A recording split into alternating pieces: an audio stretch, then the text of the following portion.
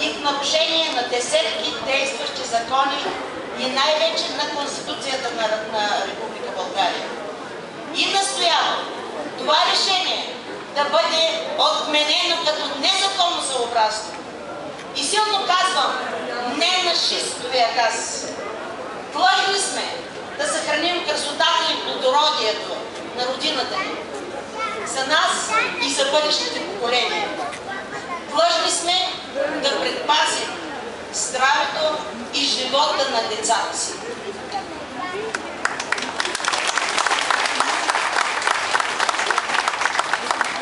Това, което ни събира днес тук, е нашата искрена човешка и гражданска позиция.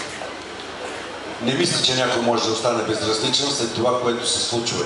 И за това сме се събрали тук. По никакъв друг повод държа да подчертая.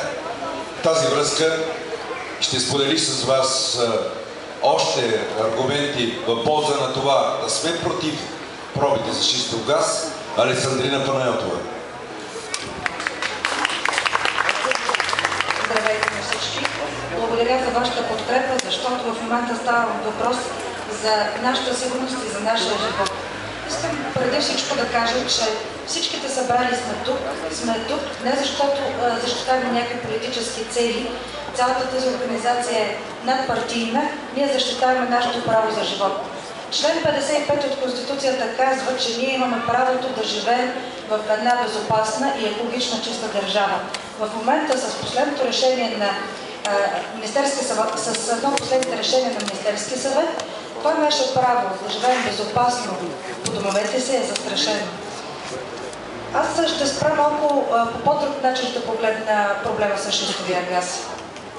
Както знаете, в последните години след демокрацията навсякъде се говори, че Добрич, че Североизточна България е нашия център на земеделие. Тук се наливат изключително много средства по различни европейски програми. Направихме едни много модерни стопанства. Североизточна България произвежда над 50% от пшеницата, царевицата и слънчогледа, които са едни от основните култури, с които ние работим. С решението на Министерския съвет и даване на концесията на Шеврон съществува реална опасност да загубим точно това нещо. Да нямаме добро земеделие, да се загубим също така и нашия отрасъл. Поради тази причина аз се изказвам пред вас, защото отрасъла, за който говорих, той осигурява близо 1 милиард лева всяка година като приходи в нашите региони. Мисля, че 1 милиард лева е много повече, отколкото 30 милиона, които се дават от Шеврон като бонус на нашата държава. Другото, което ме притеснява е, че с това решение, с обричането на земеделието и на туризма, ние можем да останем без работа, без доходи и без бъдеще. Отделно от това ще се върне и за това, че съществуват наистина реални опасности от замърсяване, от това хората в бъдеще да страдат от ракови заболявания, да не могат да се раждат достатъчно здрави деца. Точно заради това апелирам към вас и заради това аз казвам не на шистовия газ.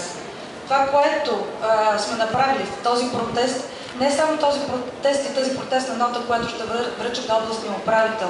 Също така инициирахме една подписка за свикване на извънредна сесия във връзка с шистовия газ и решението на Министерския съвет, като нашата цел е да има един референдум, за да могат хората да се кажат своето не на този добив, който е опасен за нашия живот. Благодаря ви.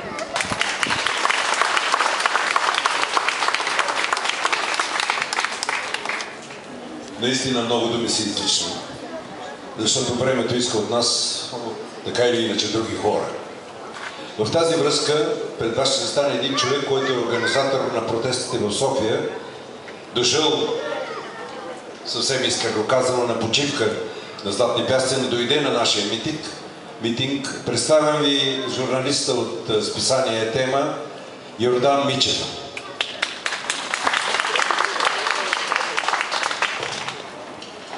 Здравейте, добруджанци! София е с вас!